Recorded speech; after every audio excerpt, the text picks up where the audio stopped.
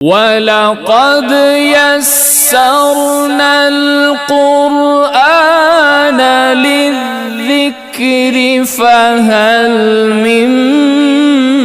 مُدَّكِرٍ۔ لڑائی سے کس شخص کو مستثنا قرار دے دینا چاہیے، کس سے نہیں لڑنا چاہیے، یہ بھی ایک بڑی اہم بات ہے۔ سورہ نساء کی آیت مبارکہ نمبر 89، إِلَّا الَّذِينَ يَصِلُونَ إِلَىٰ قَوْمٍ بَيْنَكُمْ وَبَيْنَهُمْ مِيثَاقٌ أَوْ جَاءُوكُمْ حَسِرَتْ صُدُورُهُمْ أَن يُقَاتِلُوكُمْ أَوْ يُقَاتِلُوا قَوْمَهُمْ۔ دو طرح کے لوگ ہیں، ایک وہ لوگ یعنی دشمنوں میں وہ لوگ جو ان لوگوں سے جا ملیں جن کے ساتھ آپ کا معاہدہ ہے، ان کی پناہ میں ہے، آپ ان سے نہیں لڑو گے۔ دوسرے وہ لوگ جاؤکم حسرت صدورہم، ان کے دل برداشتہ ہیں اور وہ گھیر گھار کے تمہارے پاس پہنچ چکے ہیں، اب وہ لڑنا نہیں چاہتے، تم بھی ان کے ساتھ نہیں لڑو گے۔ ان دو باتوں سے جو بڑا قیمتی ترین نقطہ ہمارے سامنے یہ آتا ہے، اس دور میں بھی اور آج کے دور میں بھی، کل کی بات لے لیں، آج کی بات لے لیں، دنیا میں مسلمانوں کے بارے میں یہ جو تصور پایا جاتا ہے بڑی خوبصورت اور قیمتی بات ہے۔ مسلمانوں کے بارے میں یہ تصور پایا جاتا ہے کہ یہ تو لڑتے ہیں، دہشت گردی کرتے ہیں، فلاں ہے فلاں، بڑے بڑے الزامات ہیں۔ مسلمان ایسا نہیں ہے، مسلمان تو اس بات کا تصور بھی نہیں کر سکتا۔ مسلمان کبھی زمینیں فتح کرنے کے لیے، علاقے فتح کرنے کے لیے، ملک فتح کرنے کے لیے لڑائیاں نہیں کرتا۔ مسلمان جاہ و جلال کے لیے لڑائی نہیں کرتا، مسلمان منصب کے لیے، عہدے کے لیے لڑائی نہیں کرتا۔ مسلمان تب لڑتا ہے جب حیثیت مسلمان اللہ کی دی ہوئی ذمہ داری، اسلام کی دعوت، وہ اسلام کی دعوت دیتے ہیں اور اس دعوت کو روکا جاتا ہے،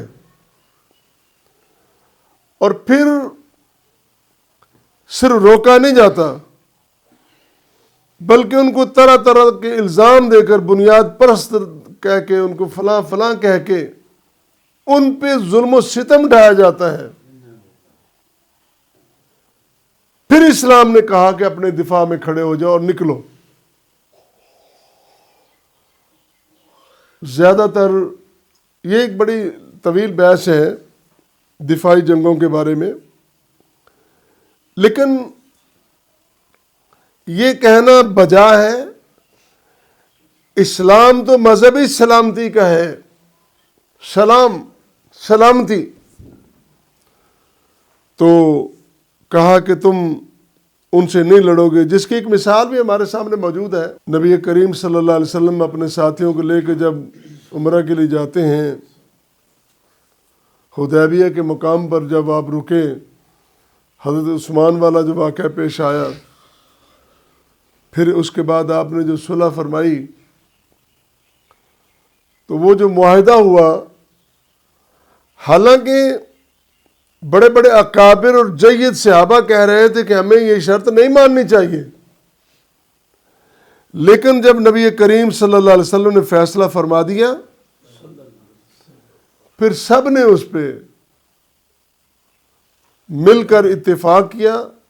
بیعت کی، سماع و طاعت کی، اور صرف اتنی بات نہیں بلکہ پھر دنیا نے دیکھا، تاریخ نے دیکھا کہ اس معاہدے کے ثمرات کتنے اچھے نکلے، اس کے فائدے کتنے نکلے۔ منافقین کی قسموں میں سے دوسری قسم ایسی بھی ہے جن کے بارے میں کہا ستجدون آخرین یریدون ان یامنوکم ویامنوا قومہم، ایک گروہ ایسا ہے کہ جو آپ کو بھی یقین دلائے گا اور اپنی قوم کو بھی یقین دلائے گا، ان کے ساتھ بھی امن میں ہیں اور ہم آپ کے ساتھ بھی امن میں ہیں، آپ کے پاس آئیں گے۔ بلکہ ایسا کرتے تھے کہ جب نبی کریم صلی اللہ علیہ وسلم کی خدمت میں آتے تو بڑے مکارانہ، بڑے ادب کے ساتھ سلام کہتے، اور جب اپنے ساتھیوں کے سنگیوں کے پاس جاتے تو پھر قرآن نے کہا کلما ردوا الی الفتنۃ ارکسوا فیہا، پھر جب واپس پلٹتے اپنے فتنے کی طرف،